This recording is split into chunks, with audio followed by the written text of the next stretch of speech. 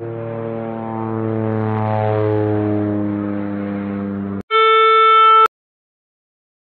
dua kalimat dicintai sama Allah, ringan di lisan tapi berat di timbangan.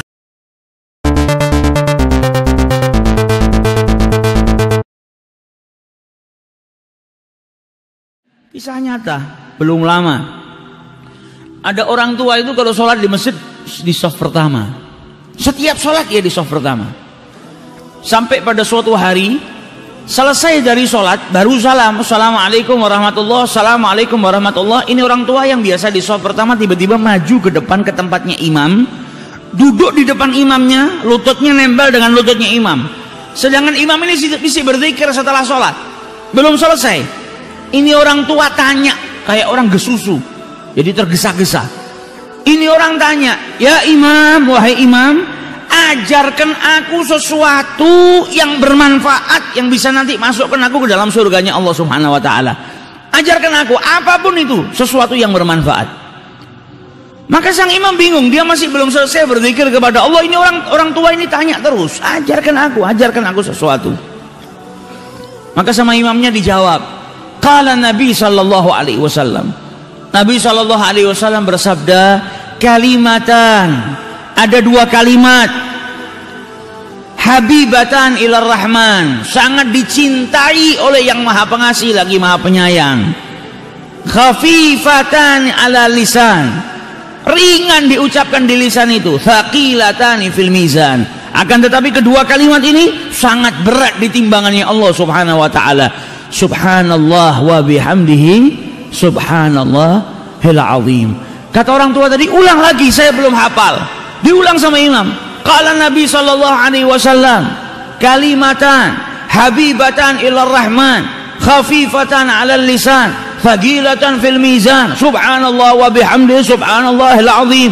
Ulang lagi, saya belum hafal. Diulang sama imamnya beberapa kali sampai akhirnya bas, saya sudah hafal. Mulai detik itu ucapannya Nabi Muhammad dibawa sama dia kemanapun, dimanapun dia berada, berjumpa dengan siapapun. Ada pernikahan dia ketemu orang, qala Nabi sallallahu alaihi wasallam, ingatkan orang, ada dua kalimat dicintai sama Allah, ringan di lisan tapi berat di timbangan. Subhanallah wa bihamdi subhanallahil azim. Ketemu siapapun dia ucapkan, ketemu anaknya, ketemu tetangganya, ketemu sahabatnya, di masjid, di luar masjid, ada tamu ke rumahnya, selalu dia ulang-ulang kalimatan habibatan ilar rahman, terus diulang-ulang sampai akhirnya datang suatu ketika dia sakit, masuk rumah sakit tidak sadar, selama beberapa hari nggak sadar, koma. Sampai ketika keluarganya semua berkumpul, di saat dia dalam keadaan kritis, tiba-tiba yang sudah beberapa hari nggak buka matanya, tiba-tiba lelaki tua tadi membuka matanya. Maka keluarganya bahagia, nunggu ayahnya sudah koma dalam keadaan tidak sadar beberapa hari, tiba-tiba buka matanya. Dokternya pun gembira. Ketika dokternya hendak memeriksa, si pasien tua tadi dipegang sama yang tua tadi.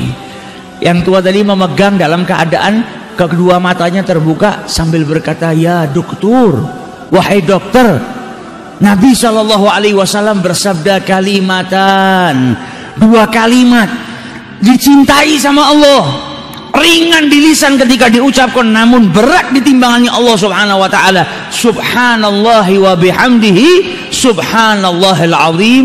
Ketika itu meninggal dunia, meninggal dalam keadaan mengucap subhanallah wa bihamdihi subhanallahil azim, mata ala husnil khatimah.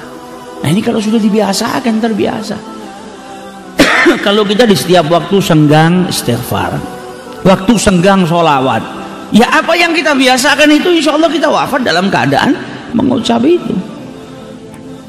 Kalau terbiasanya malah ngomong kotor, ya akhirnya kita wafat juga dalam keadaan berbicara kotor. Wa iyadzubillah.